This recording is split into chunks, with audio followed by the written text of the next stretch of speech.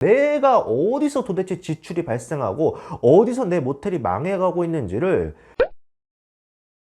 여러분, 제가요, 모텔 100군데를 임장 가봤거든요. 그런데 망하는 모텔에는 세 가지 특징이 있더라고요.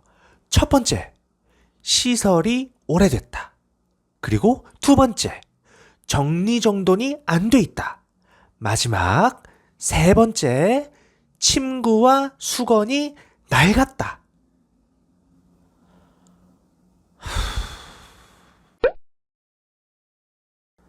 모텔이 망했다고 하면은 거의 대부분의 분들이 집중하는 게 뭐냐면 시설이 오래됐다, 그리고 상권이 안 좋다, 이런 거에만 집중하는 분들이 정말로 많은 것 같아요. 그런데 제 생각에는 그거는 당연한 문제고 본질은 따로 있지 않나 라고 생각을 하거든요.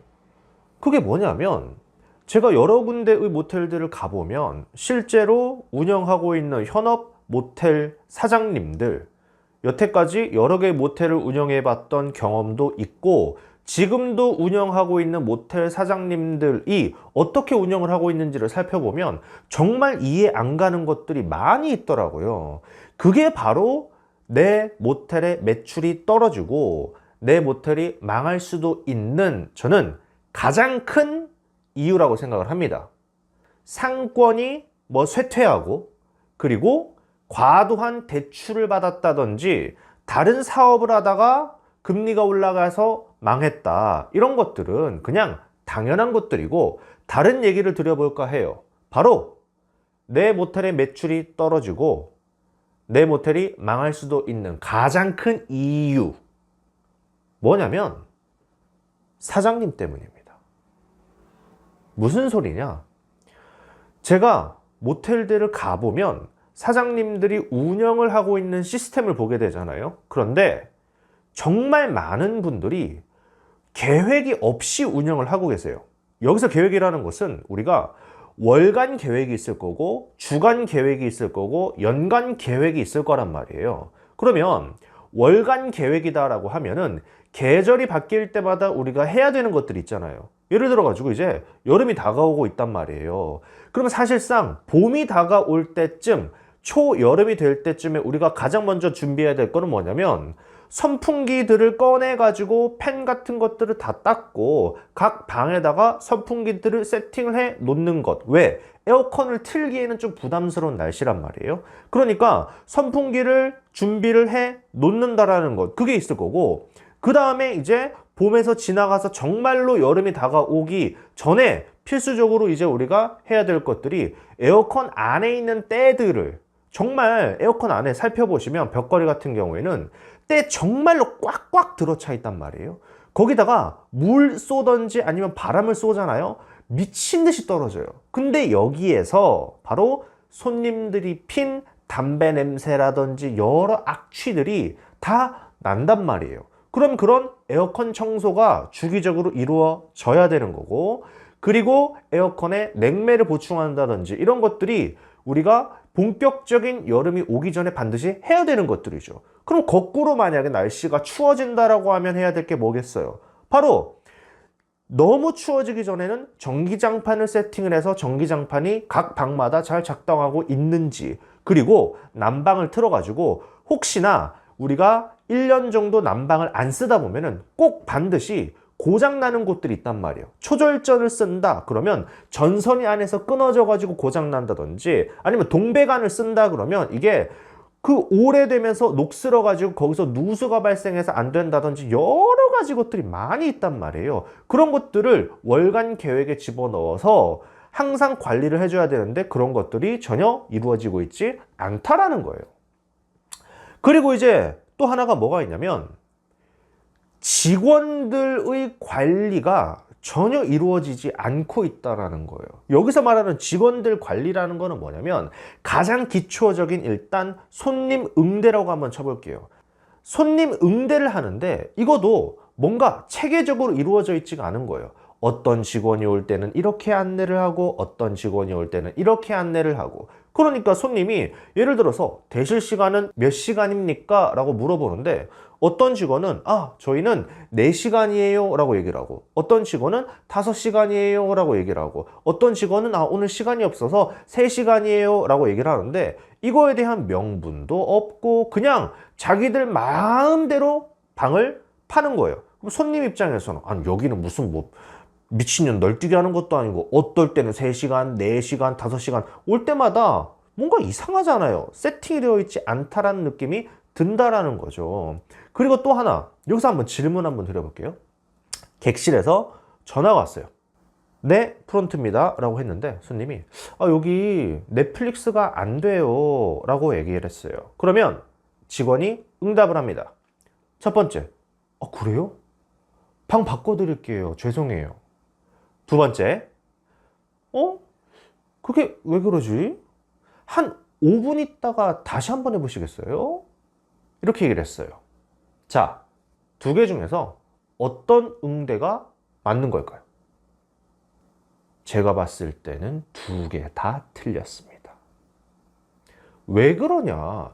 이 한 가지가 시사하는 바가 엄청난 거예요. 뭐냐면 넷플릭스가 안 틀어진다는 것은 분명 확실한 이유가 있습니다. 우리가 객실 점검을 하면서 정말로 바쁠 때는 손님들이 물밀듯이 갑자기 몰릴 때가 있죠. 대실 손님, 숙박 손님 한꺼번에 4팀씩 여기서 기다리고 있단 말이에요. 그런데 객실에서 전화 와서 넷플릭스가 안 된다고 해요. 이거부터가 잘못된 거죠, 애초에. 왜 그런 전화가 오게 만듭니까?